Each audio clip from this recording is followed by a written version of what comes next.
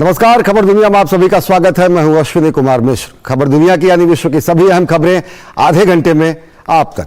सबसे पहले नजर डालते हैं वैश्विक सुर्खियों पर। चीन की नाराजगी के बीच ताइवान के उपराष्ट्रपति का अमेरिका दौरा। चीन ने यात्रा पर जताया ऐतराज। ताइवान ने दिया दो टूक जवाब। कहा न चीनी धमकियों से डरते हैं और न ही पीछे हटेंगे। पराग्वे जाते हुए आधिकारिक तौर पर अमेरिका में रुके हैं ताइवान के उपराष्ट्रपति।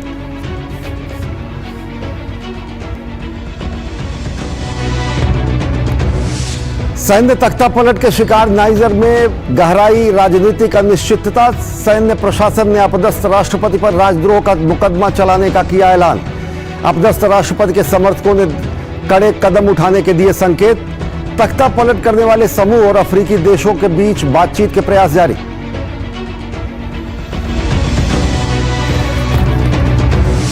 सौ साल की सबसे भीषण जंगल की आग से जूझ रहा है अमेरिका। हवाई में अब तक आग की भेंट चढ़ चुके हैं लगभग 100 लोग। पीड़ितों का आरोप, प्रशासनिक लापरवाही से बढ़ी है मृतकों की संख्या। अब तक सैकड़ों घर आग में हो चुके हैं खाक।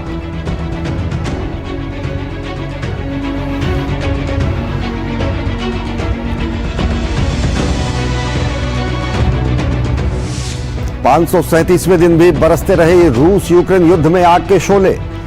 रूस ने 2 ड्रोन मार गिराने का किया दावा। यूक्रेन ने भी कई ड्रोन गिराने का किया ऐलान। ओडिशा की तरफ दागी 3 मिसाइलें। यूक्रेन को दी जा रही पश्चिमी सैन्य मदद पर रूसी रक्षा मंत्री ने किया कटाक्ष। कहा बेअसर हो रहे हैं पश्चिम के हथियार। ईरान ने शिराज धर्मस्थल पर हमले के पीछे आईएसआईएस का हाथ होने का लगाया आरोप। 1 साल में दूसरी बार धर्मस्थल बना है आतंकी हमले का निशाना। ईरान का दावा, पिछले हमले की साजिश में शामिल 2 लोगों की फांसी के बदले के लिए हुआ है हमला।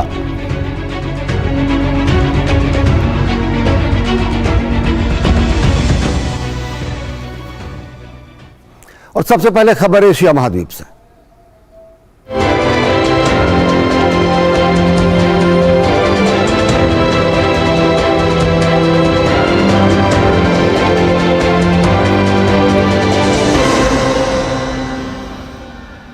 ताइवान के उपराष्ट्रपति और राष्ट्रपति पद के उम्मीदवार विलियम लाई की अमेरिका यात्रा से चीन भड़क गया है। उसने इस कदम की कड़ी निंदा की है। चीन ने विलियम लाई की अमेरिका यात्रा पर दृढ़ और सशक्त कदम उठाने की बात कही है। विलियम लाई पराग्वे जाने के रास्ते में अमेरिका पहुंचे हैं। पराग्वे में वे 15 अगस्त को राष्ट्रपति के रूप में सैंटियागो पेना के उद्घाटन का गवाह बनेंगे। चीन ने कहा कि वो उपराष्ट्रपति की यात्रा पर बारीकी से नजर बनाए हुए है। चीन की नाराजगी को दरकिनार कर ताइवान के उपराष्ट्रपति विलियम लाई अमेरिका पहुंचे, जहां उनका जोरदार स्वागत किया गया। चीन ने उन्हें ट्रबल मेकर यानी मुसीबत पैदा करने वाला बताया तो ताइवान की तरफ से जोरदार पलटवार हुआ। विलियम लाई ने कहा कि ताइवान न तो चीन की धमकियों से डरने वाला है और न ही पीछे हटने वाला है। लाई पराग्वे जाते हुए आधिकारिक तौर पर अमेरिका में रुके हैं। ताइवान के लिए सत्तावाद का खतरा कितना भी बड़ा क्यों न हो, हम बिल्कुल नहीं डरेंगे और न ही झुकेंगे। हम लोकतंत्र और स्वतंत्रता के मूल्यों को बनाए रखेंगे। फिलहाल उपराष्ट्रपति लाई के अमेरिका दौरे को चीन ने अलगाववादी कदम बताया है। चीन के इस दौरे पर नाराजगी जताने और धमकी देने की एक वजह यह भी है कि विलियम लाई अगले साल ताइवान में होने वाले राष्ट्रपति चुनाव में सबसे मजबूत दावेदार माने जा रहे हैं। फिलहाल चीन ये नहीं चाहता है लाई की अमेरिका के साथ नजदीकियां बढ़ें। लाई ने अमेरिका में कहा कि अगर ताइवान सुरक्षित है तो पूरी दुनिया सुरक्षित है। ताइवान में शांति और सुरक्षा सिर्फ उसका मसला नहीं बल्कि ये पूरी दुनिया का मुद्दा है। अगर वहां शांति और सुरक्षा होगी तो पूरी दुनिया में अमन होगा। दरअसल लाई पराग्वे की यात्रा पर जा रहे हैं, जहां वो राष्ट्रपति के शपथ ग्रहण समारोह में शामिल होंगे। पराग्वे उन 12 देशों में से एक है जिसने ताइवान को एक देश की मान्यता दे रखी है। पराग्वे जाने के दौरान ही लाई अमेरिका में रुके। लाई लगातार खुद को ताइवान को आजादी दिलाने के लिए काम करने वाले नेता के तौर पर पेश करते हैं। ऐसे में चीन उन्हें बिल्कुल पसंद नहीं करता है। चीन ने कहा है कि स्टॉप ओवर के बहाने लाई अपने चुनाव के लिए स्वार्थी लाभ हासिल करने के लिए ताइवान को बेच रहे हैं, जो अंततः ताइवान के लोगों के हितों को नुकसान पहुंचाएगा और ताइवान जल डमरू मध्य में शांति और स्थिरता को कमजोर करेगा। विश्व में केवल एक ही चीन है। पीपुल्स रिपब्लिक ऑफ चाइना की सरकार पूरे चीन का प्रतिनिधित्व करने वाली एकमात्र कानूनी सरकार है। ताइवान चीन के क्षेत्र का एक अभिन्न अंग है।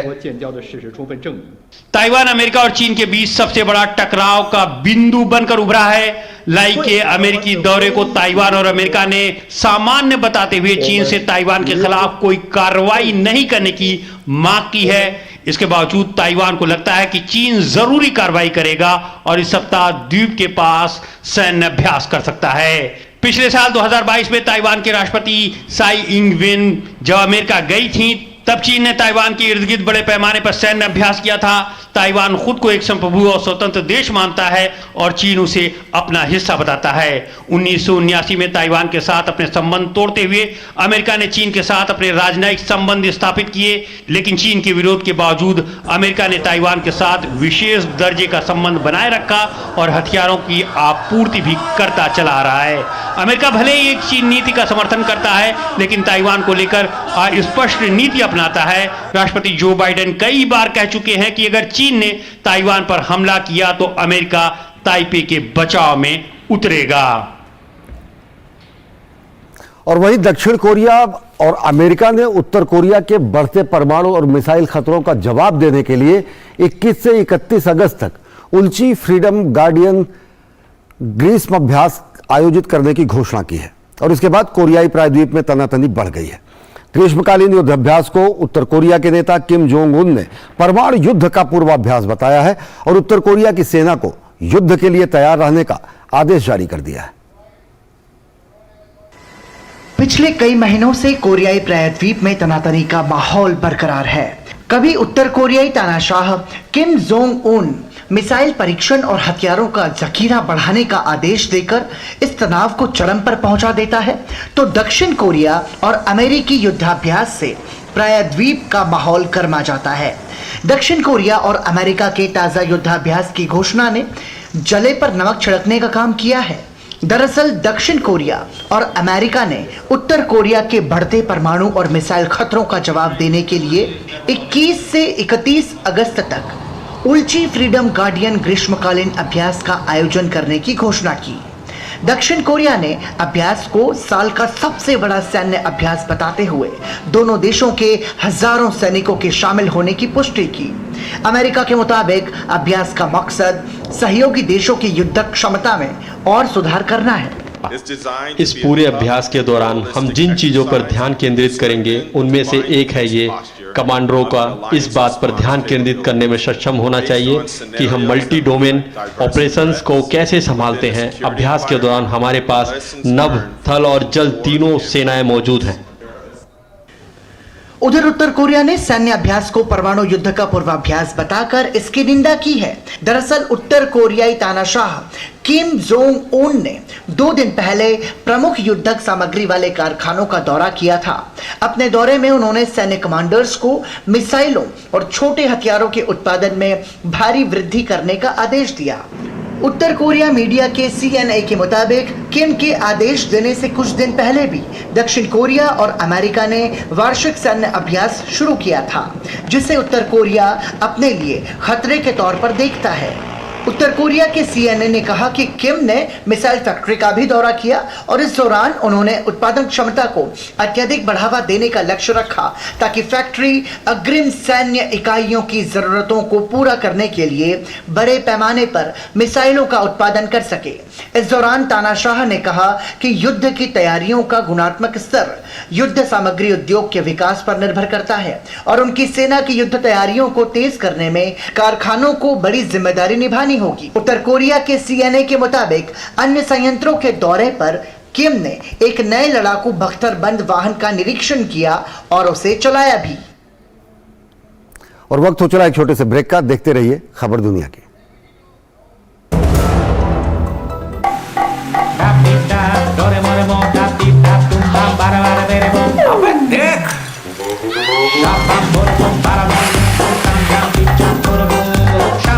You got to be careful.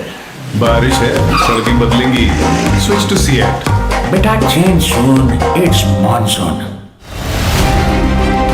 सेवा, सहयोग और समर्पण की भावना से आजादी के बाद पहली बार उपेक्षित वनटांगिया समाज की उन्नति का मार्ग प्रशस्त हुआ है। वर्ष 2017 में वनवासियों को सड़क, शिक्षा, चिकित्सा, राशन कार्ड, शौचालय, पक्के आवास, बिजली, सोलर लाइट, पेयजल जैसी मूलभूत सुविधाएं मिली हैं। वन ग्रामों को राजस्व ग्राम का दर्जा और वनवासियों को जमीनों का मालिकाना हक मिलने से इनकी जीवन शैली में बड़ा बदलाव आया है। दशकों से दबी हुई आशाओं और भावनाओं को पंख लगे हैं। वनवासियों के प्रति माननीय मुख्यमंत्री जी का समर्पण भाव इसी से पता चलता है कि वह दीपावली का पर्व वन ग्राम में ही मनाते हैं, जिससे वनवासियों का उल्लास और उमंग देखते ही बनती है। करके दिखाई जो डबल इंजन की सरकार है वो।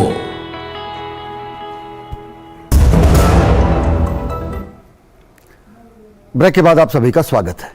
ईरान के दक्षिणी शहर शिराज में पवित्र दरगाह, पवित्र धर्मस्थल शाह चिराग के दरगाह पर हमला हुआ। रविवार रात में एक बंदूकधारी ने हमला किया और एक व्यक्ति घायल हो गया और कम से कम 8 लोग, एक व्यक्ति की मौत हो गई और कम से कम 8 लोग इस हमले में घायल हो गए हैं। ईरान ने कहा है कि यह हमला ISIS द्वारा किया जा सकता है। यह साल में दूसरी बार है जब इस पवित्र धर्मस्थल पर हमला किया गया है। शाह चिराग के मजार पर हुए हमले में 4 और लोगों को गिरफ्तार किया गया है। इससे पहले एक हमलावर को हिरासत में लिया गया था। दक्षिणी ईरान के फार्स प्रांत की राजधानी शिराज की इस दरगाह पर 1 साल के भीतर यह दूसरा हमला है। ईरान की सरकारी मीडिया के मुताबिक एक बंदूकधारी हमलावर ने शाह चिराग दरगाह में घुसने की कोशिश की और उसने वहां पहुंचे लोगों पर गोलियां चला दी। हालांकि उसे जल्दी ही हिरासत में ले लिया गया। पहले बताया गया था कि हमले में 2 लोग शामिल थे और 4 लोगों की मौत हुई है, जबकि बाद में कहा गया कि हमलावर एक ही था, सिर्फ एक व्यक्ति की ही मौत हुई है। हम लोग दरगाह की तरफ जा रहे थे, तभी तेज आवाज सुनाई दी। पहले लगा कि ड्रम की आवाज है, फिर बाद में एहसास हुआ कि ये गोलियों की आवाज है जो दरवाजे की तरफ से आ रही है। गेट में घुसते ही उन्होंने कई राउंड फायर किए। अफरा तफरी को देखते हुए क्षेत्र की दुकानें बंद कर दी गई। सुरक्षा बलों ने दरगाह को चारों तरफ से घेर लिया और आसपास की सुरक्षा कड़ी कर दी गई। हमले की तत्काल प्रभाव से किसी ने जिम्मेदारी नहीं ली है। हालांकि गवर्नर मोहम्मद हादी इमानी ने आतंकी संगठन इस्लामिक स्टेट समूह को दोषी ठहराया है। ये आतंकवादी पिछले वर्षों में ईरान के वहादुद सुरक्षा बलों द्वारा आतंकवादियों पर किए गए भारी प्रहार के लिए ईरानी लोगों और नागरिकों से बदला लेने की कोशिश कर रहे हैं। पिछले साल अक्टूबर में भी शाह चिराग दरगाह को निशाना बनाया गया था, जिसमें 13 लोगों की मौत हो गई थी। उस हमले की जिम्मेदारी आतंकवादी संगठन इस्लामिक स्टेट ने ली थी। उस समय सरकारी एजेंसी ने बंदूकधारी की पहचान ताजिकिस्तान के नागरिक के रूप में की थी। गिरफ्तारी के दौरान आई चोट के कारण बाद में हमलावर की मौत हो गई थी। घटना के 1 महीने बाद अधिकारियों ने कहा कि हमले के सिलसिले में अफगानिस्तान, अजरबैजान, ताजिकिस्तान के 26 तकफीरी आतंकवादियों को गिरफ्तार किया गया है। ईरान में तकफीरी शब्द आमतौर पर जिहादियों या कट्टरपंथी सुन्नी इस्लाम के समर्थकों के लिए बोला जाता है। ईरान एक शिया बहुल देश है, जिसके उत्तर पश्चिम और दक्षिण पूर्व क्षेत्रों में सुन्नी अल्पसंख्यक भी बड़ी संख्या में रहते हैं। ईरान ने शाह चिराग दरगाह हमले मामले में शामिल 2 लोगों को भ्रष्टाचार, सशस्त्र विद्रोह और राष्ट्रीय सुरक्षा के खिलाफ काम करने के जुर्म में सार्वजनिक रूप से 8 जुलाई को फांसी दे दी थी। IS से जुड़े होने के आरोप में 3 अन्य लोगों को 5, 15 और 25 साल जेल की सजा सुनाई थी। शाह चिराग दरगाह असल में शिया मुसलमानों के 8वें इमाम रजा के भाई थे। इसे ईरान के सबसे पवित्र स्थानों में से एक माना जाता है। पिछले साल दरगाह पर हमला ऐसे समय में हुआ था जब पुलिस हिरासत में हुई एक युवती की मौत के बाद पूरे देश में विरोध प्रदर्शन चल रहा था। और अब खबर यूरोपीय महाद्वीप से।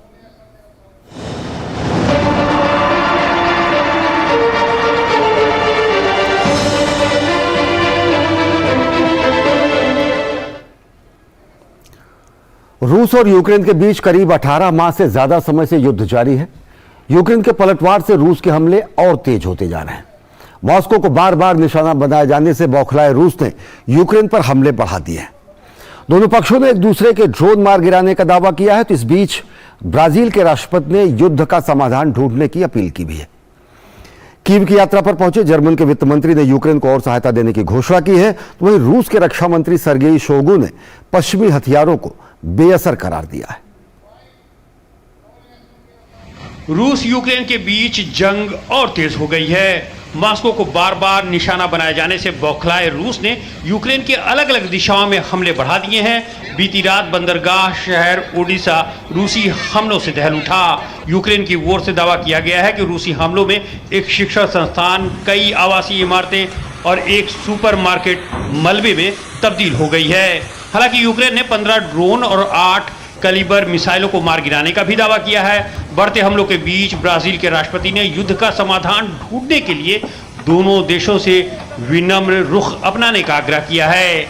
हमें इस युद्ध को रोकने के लिए आम रास्ता खोजना होगा। दोनों देश जब बातचीत के लिए विनम्र होंगे तभी समाधान निकल सकता है। यूक्रेन रूसी जंगी जहाज से दक्षिण पश्चिम काला सागर में रविवार को एक मालवाहक जहाज को चेतावनी देने के लिए की गई गोलीबारी की कड़ी निंदा की है।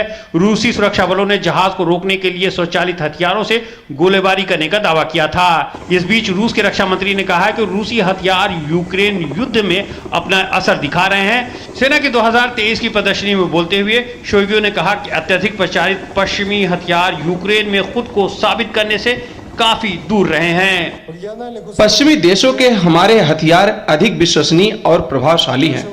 आप जब्त किए गए हथियारों की प्रदर्शनी में स्वयं जांच कर सकते हैं। इस बीच कीव की यात्रा पर पहुंचे जर्मनी के वित्त मंत्री ने यूक्रेन को और समर्थन देने की घोषणा की है। उन्होंने कहा कि वो यूक्रेन में टारस मिसाइलें भेजने का समर्थन करते हैं। टारस मिसाइल 5 मीटर लंबी और इसका वजन 1.4 टन है और इसे लड़ाकू जेट द्वारा हवा से दागा जाता है। इसकी गति 1170 किलोमीटर प्रति घंटा है।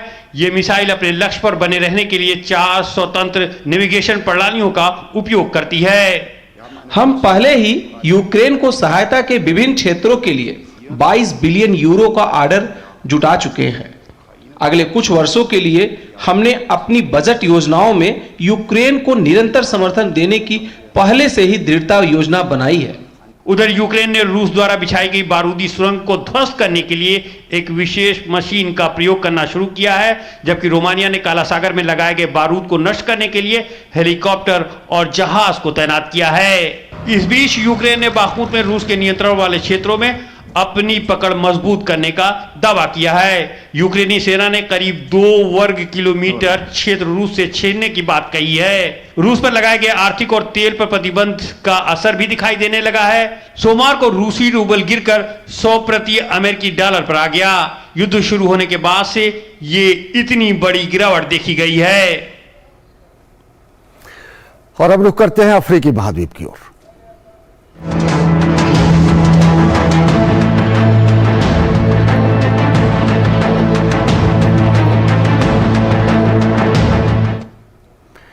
नाइजर के विद्रोही सैनिकों ने कहा है कि वे उच्च राजद्रोह और देश की सुरक्षा खतरे में डालने के लिए अपदस्थ राष्ट्रपति मोहम्मद बजौम पर मुकदमा चलाएंगे। यह बयान तब आया है जब कुछ चंद घंटों पहले उन्होंने कहा था कि वे बढ़ते क्षेत्रीय संकट को हल करने के लिए पश्चिमी अफ्रीकी देशों के साथ बातचीत करने के लिए तैयार है। उन्होंने देश पर प्रतिबंध लगाने के लिए पश्चिमी अफ्रीकी नेताओं की आलोचना भी की है। पश्चिम अफ्रीकी देशों में राजनीतिक गतिरोध उस वक्त और गहरा हो गया जब नाइजर में जुंटा प्रशासन ने अपदस्थ राष्ट्रपति बजौम पर राजद्रोह का मुकदमा चलाने को मंजूरी दे दी। जुंटा द्वारा मुकदमा चलाने की घोषणा के बाद पश्चिम अफ्रीकी आर्थिक समूह के देशों ने नाइजर के खिलाफ सैन्य कार्रवाई के विकल्प पर तेजी से आगे बढ़ना शुरू कर दिया है। नाइजर के विद्रोही सैनिकों के मुताबिक अपदस्थ राष्ट्रपति के खिलाफ उच्च राजद्रोह के साथ देश की सुरक्षा को खतरे में डालने के लिए मुकदमा चलाया जाएगा। जुंटा प्रतिनिधि का यह बयान उस वक्त आया जब कुछ घंटों पहले सैन्य प्रशासन ने बढ़ते क्षेत्रीय संकट को हल करने के लिए पश्चिमी अफ्रीकी देशों के साथ बातचीत के संकेत दिए। सैन्य शासक ने उच्च राजद्रोह तथा नाइजर की आंतरिक और बाहरी सुरक्षा को खतरे में डालने के लिए अपदस्थ राष्ट्रपति तथा उनके स्थानीय एवं विदेशी साथियों पर सक्षम राष्ट्रपति तथा अंतर्राष्ट्रीय अधिकारियों के सक्षम मुकदमा चलाने के लिए आवश्यक सबूत एकत्रित कर लिए हैं। अपदस्थ राष्ट्रपति बजौम को सैन्य शासन द्वारा प्रताड़ित किए जाने की खबरों का खंडन करते हुए जुंटा ने पश्चिम अफ्रीकी नेताओं और अंतर्राष्ट्रीय साझेदारों पर सैन्य सरकार को बदनाम करने के लिए दुष्प्रचार करने का आरोप लगाया।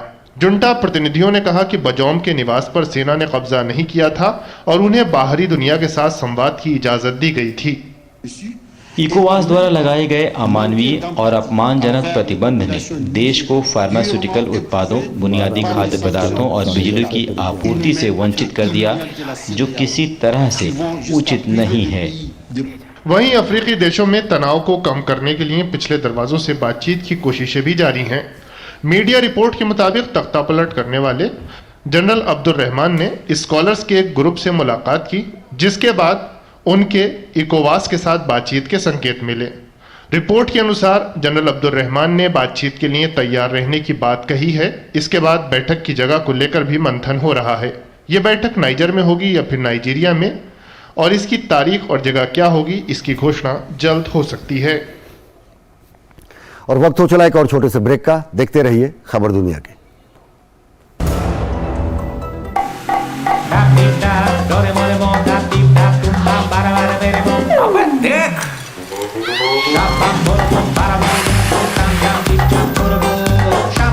You got to be careful. बारिश है, सड़कें बदलेंगी। Switch to CEAT. बेटा चेंज सून, इट्स मॉनसून।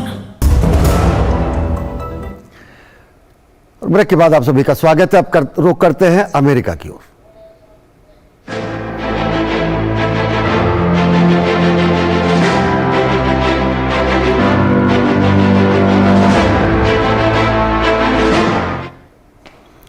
अमेरिकी राज्य हवाई में मावी के जंगलों में लगी आग के कारण जान गंवाने वालों की संख्या 100 से ऊपर पहुंच गई है। मावी काउंटी ने बताया है कि 2 स्थानों पर लगी आग पर पूरी तरह काबू नहीं पाया जा सका है, जिनमें ऐतिहासिक शहर लाहिना को तबाह करने वाली आग भी शामिल है। भले ही आग की तीव्रता कम हुई है, लेकिन अधिकारियों ने आग से निकले जहरीले धुएं की वजह से पेयजल समेत विभिन्न चीजों के विषाक्त होने की चेतावनी जारी की है। और अब बात अर्जेंटीना के राष्ट्रपति चुनाव की। आर्थिक संकट से जूझ रहे अर्जेंटीना में अक्टूबर में होने वाले आम चुनाव के लिए राष्ट्रपति पद के उम्मीदवार का चयन करने के लिए प्राइमरी चुनाव में धुर दक्षिणपंथी नेता जेवियर मिलेई ने सबसे ज्यादा मत हासिल किए हैं। धुर दक्षिणपंथी नेता जेवियर मिलेई उपराष्ट्रपति पद की उम्मीदवारी की दौड़ में शामिल 22 प्रत्याशियों में सबसे पहली पसंद बनकर उभरे हैं। पूर्व रूढ़िवादी राष्ट्रपति मैरिसियो मैक्री ने कहा है कि माइली की बढ़ोतरी आश्चर्यजनक है और यह राजनीति के प्रति लोगों के गुस्से को दर्शाता है। आर्थिक संकट से जूझ रहे अर्जेंटीना में राष्ट्रपति पद का उम्मीदवार चुनने के लिए हुए प्राइमरी चुनाव में मतदाताओं ने देश के 2 मुख्य राजनीतिक दलों को करारा झटका दिया है। धुर दक्षिणपंथी नेता जेवियर मिलेई राष्ट्रपति पद की उम्मीदवारी के दौड़ में शामिल 22 प्रत्याशियों में से लोगों की पहली पसंद बनकर उभरे हैं। 90% मतों की गिनती के बाद जेवियर मिलेई ने उम्मीद से बेहतर प्रदर्शन करते हुए करीब 30.5% वोट हासिल किए। मुख्य रूढ़िवादी विपक्षी गुट 28% के साथ दूसरे स्थान पर है और सत्तारूढ़ पेनोरिस्ट गठबंधन 27% के साथ तीसरे स्थान पर है। चुनाव नतीजे सत्ताधारी और विपक्षी दोनों के लिए बड़ा झटका माना जा रहा है, जब देश में मुद्रास्फीति करीब 116% है और जीवन यापन की लागत के संकट के चलते हर 10 में से 4 व्यक्ति गरीबी रेखा के दायरे में पहुंच गया है। शानदार जीत से उत्साहित मिलेई अब मुख्य विपक्षी दल होने का दावा ठोक रहे हैं। हम ही असली विपक्ष हैं, हम ही हैं जो वास्तव में बदलाव ला सकते हैं। एक अलग अर्जेंटीना इन पुराने लोगों की बस की बात नहीं है। वो बदलाव लाने में पिछले 100 वर्षों से विफल रहे हैं। प्राइमरी में मतदान वयस्कों के लिए अनिवार्य है। एक व्यक्ति को 1 वोट देना होता है। आम चुनाव लड़ने के योग्य होने के लिए उम्मीदवार को प्राइमरी चुनाव में न्यूनतम 1.5% वोट पाना जरूरी होता है। निवर्तमान राष्ट्रपति अल्बर्टो फर्नांडिस ने दोबारा चुनाव नहीं लड़ने का फैसला किया है। प्राइमरी चुनाव को 22 अक्टूबर को होने वाले आम चुनाव का रिहर्सल माना जाता है। अर्जेंटीना सोया और बीफ के दुनिया के शीर्ष निर्यातकों में से एक है। अक्टूबर को चुनाव अंतर्राष्ट्रीय मुद्रा कोष के साथ 44 बिलियन डॉलर के ऋण समझौते पर चल रही बातचीत कृषि और आर्थिक क्षेत्रों को प्रभावित करने वाली नीति के लिए काफी महत्वपूर्ण माना जा रहा है। आर्थिक संकट का सामना कर रहे अर्जेंटीना के बहुत से लोगों का मुख्य राजनीतिक दलों से मोह भंग हो गया है और मिलेई के लिए नया दरवाजा खोल दिया है और उन्होंने विशेष रूप से युवाओं में अपनी मजबूत पकड़ बनाई। हालांकि चुनाव नतीजों से मुख्य विपक्षी दल को लगता है कि उनकी पार्टी ने बदलाव का जो नारा दिया है जनता में काफी सराहा गया है। हमारे पास भी जश्न मनाने की वजह है। ये कारण जो हमें अर्जेंटीना के लिए एक बड़ा बदलाव लाने और नेतृत्व करने के लिए दिया गया है। अमेरिका के पूर्व राष्ट्रपति डोनाल्ड ट्रंप के प्रशंसक मिलेई ने कहा है कि अर्जेंटीना के सेंट्रल बैंक को खत्म कर देना चाहिए। उनका मानना है कि जलवायु परिवर्तन एक झूठ है और यौन शिक्षा को परिवार को बर्बाद करने के लिए साजिश बताते हैं। उन्हें लगता है कि मानव अंगों की बिक्री कानूनी होनी चाहिए और वो पिस्तौल रखने के नियमों को आसान बनाना चाहते हैं। अपनी चुनावी जीत का जश्न मनाते हुए मिलेई ने इस देश में व्यापक भ्रष्ट और बेकार राजनीति को खत्म करने का संकल्प लिया है। महंगाई, बढ़ती गरीबी और मुद्रा के अवमूल्यन से जूझ रहे अर्जेंटीना में असंतोष व्यापक पैमाने पर है। मिलेई ने पेसो मुद्रा के स्थान पर अमेरिकी डॉलर लाने का आह्वान कर जनता का ध्यान अपनी ओर खींचा है। पूर्व राष्ट्रवादी राष्ट्रपति मैरियो मैक्री ने कहा है कि माइली की बढ़ोतरी आश्चर्यजनक है। ये राजनीति के प्रति लोगों के गुस्से को दर्शाता है। तो खबर दुनिया के आज के अंक में फिलहाल इतना ही। मुझे और हमारी पूरी टीम को दीजिए अनुमति। देश और दुनिया की ताजा तरीन खबरों के लिए देखते रहिए डीडी न्यूज। नमस्कार।